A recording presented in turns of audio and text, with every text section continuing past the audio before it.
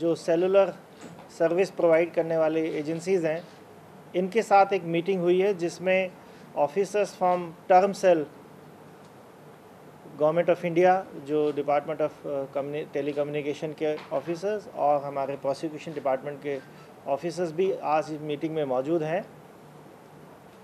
इसमें बहुत सारे कोऑर्डिनेशन के इश्यूज़ को आज डिस्कस किया गया है। सबसे इम्पॉर्टेंट चीज़ जो डिस्कस करने में आई है वो ये है कि पिछले 2016 और 17 में 15 केसेस ऐसे देखे गए हैं जिसमें क्रिमिनल्स, अपराधी जो हैं वो धोखाधड़ी से हासिल किए हुए सिम कार्ड का इस्तेमाल कर रहे हैं। इसमें जो सिम कार्ड लेते वक्त किसी और का फ़ोटो, किसी और के सिग्नेचर और डिटेल्स लेके और वो सिम कार्ड इशू किया गया और उसको अपराधी इस्तेमाल कर रहे हैं क्राइम करने में। ऐसे केसेस में जो इनके डीलर्स हैं और इनके जो एजेंट्स हैं उनकी भी गिरफ्तारी हुई है।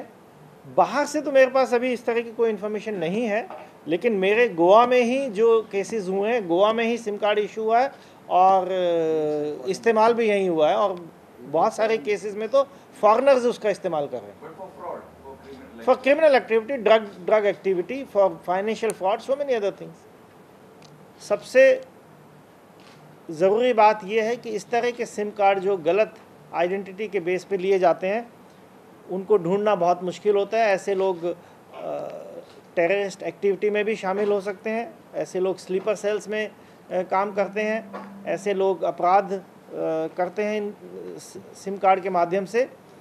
तो इनके खिलाफ एक्शन लेना बहुत ज़रूरी है और हमने सेल फोन कंपनी से ये रिक्वेस्ट की है कि वो अपने तौर पे जो KYC नॉर्म्स हैं उसको ठीक से इम्प्लीमेंट करें और कोई भी केस ऐसा ना हो जिसमें किसी सिम कार्ड को गलत तरीके से अपराधी लेने में कामयाब हो जाए। इसके अलावा कुछ और कोऑर्डिनेशन के इश्यूज़ हैं।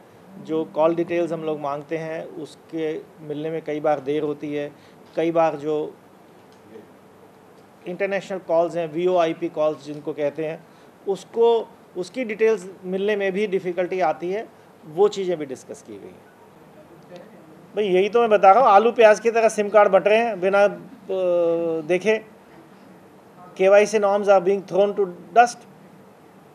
15 केसेस तो मेरे नोटिस में आ गए। अभी कितने ऐसे केसेस होंगे जो यूज़ हो रहे होंगे अभी पता ही नहीं चला, अब पूरे इंडिया में कितने हो रहे होंगे।